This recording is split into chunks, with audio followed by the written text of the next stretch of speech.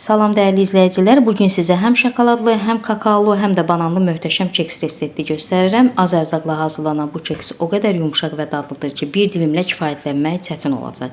Bu resepti mütləq sona qədər izləyin. Əziz xanımlar, keçəyin hazırlama qaydasına. Deməli, bir qaba əlavə edirəm mən burada 125-130 qram kərə yağı. Yağımız burada gördüyünüz kimi yumuşaqdır, otaq temperaturundadır, yəni mikserdən rahat keçsin deyə. Üzərinə əlavə edirəm 130 qram hardasa şəkər tozu, yəni bir stəkandan bir barmaq başı aşağı. Yəni siz şəkər pudrasından da istifadə edə bilərsiniz ki, daha tez alınsın. Burada şəkər tozu ilə yağı bir xeyli mikserdən keçirdirəm ki, yağımız elə bil krem halına gələnə qədər ki, şəkər tozu içərisində ərisin. Qoyuram bir kənara. Daha sonra 3 ədəd bananı burada çəngəllə əzirəm. Banan çox yetişmiş banandır, yaxşıdır, yəni belə olması yumuşaqdır. Bunu qəşəng çəngəllə əzirəm. Qoyuram bunu da bir kənara. İstifadə edəcəm qarışımın içərisinə.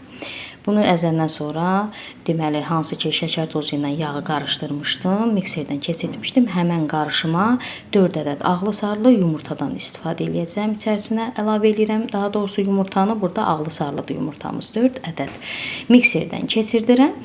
Daha sonra bananı əlavə edirəm. Baxın, bananı da əlavə eləyəndə, unu da əlavə eləyəndə siz mikserdən istifadə etməyə bilərsiniz. Məndə əsas o idi ki, mən mikserdə yağla şəkər tozunu keçirtdim ki, o şəkər tozu yağın içində ərisin, krem halına gəlsin. Bunları da qarışdırandan sonra üzərinə sonda ununu, qabartma tozunu, vanilini və kakaosunu əlavə edirəm. Unumuz da burada 130 qramdır. Kakaomuz 3 xörək qaşığıdır. İstəsəniz 2 xörək qaşığı da istifadə edə bilərsiniz. 1 paket qabartma tozu, 1 paket də vanil. Bunları da qəşəng mikserdən keçirdirəm. Yəni çox uzun müddətli keçirtmirəm. Əsas odur ki, yəni bu kakao, un qarışıma yaxşı qarışsın.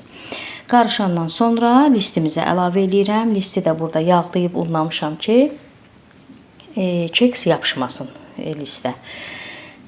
Ötürürəm sobaya. Burada sobamız 180-200 dərəcə arasıdır. İndi sobalar fərqli olduğuna görə belə təxmini dərəcəni deyirəm, əziz xanımlar. Bizim burada keksimiz hardasa 25 dəqiqəyə hazır olur. Ötürürəm sobaya. Bu hazır olana qədər də üstünün glazurunu üzərinə ki gəzdirəcəm, onu hazırlayıram. Hər dəfə canlı açanda da xanımlar məndən soruşur bu şokoladın glazurun hazırlanma qaydasını, tortlara da istifadə edirəm hər dəfə. Baxın, indi sizə göstərirəm. Deməli, burada 200 qram hardasa bizim şokoladımız var. Həm südlü, həm qara şokolad, tünd şokolad. Üzərinə hardasa 80 milli, 100 milli belə deyək, qaymaq əlavə edib ötürürəm mikrosobada. Qızandan sonra qaynatmıram. Qızandan sonra bu cür qaşıqla o qədər qarışdırıram ki, içərisində şokolad tam əriyir və bizim glazurumuz hazırdır. Keksimiz də bişdi, 25 dəqiqəyə hazır oldu. Hazır olub olmamasını da gördüyünüz kimi çöplə yoxlayıram. Heç bir çöpə keksi yapışmayıb. Bu o deməkdir ki, hazır oldu. Yumuşaq keksimiz alındı. O qədər gözəl kövrək keksimiz alındı ki, əziz xanımlar, tövsiyə edirəm ki, siz də hazırlayasınız. Soyumasını gözləyirəm və glazuru üzərindən gəzdirib doğrayıram. Doğraması da sizin özünüzdən asılıdır.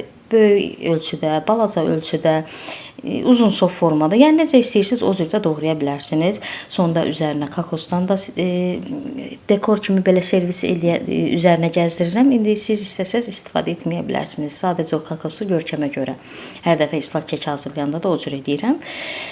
Üzərinə az-maz kakos səpirəm, hərəsinin üstündən bir damcı və bizim bu möhtəşəm keksimiz tam servisə hazırdır.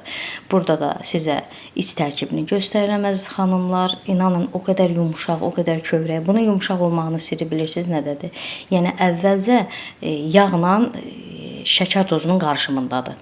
Eyni ərzaqları siz, məsəl üçün, şəkər tozu ilə yumurtanı qarışdırıb sonra eyni ərzağı hazırlasanız, o başqa cür keks alınır. Amma əvvəlcə şəkər tozu ilə yağı mikserdən keçirdib, daha sonra o ərzaqlara yumurtanı əlavə eləsəz, onda bu cür gözəl, qəşəng, kövrək keks əldə etmiş olarsınız.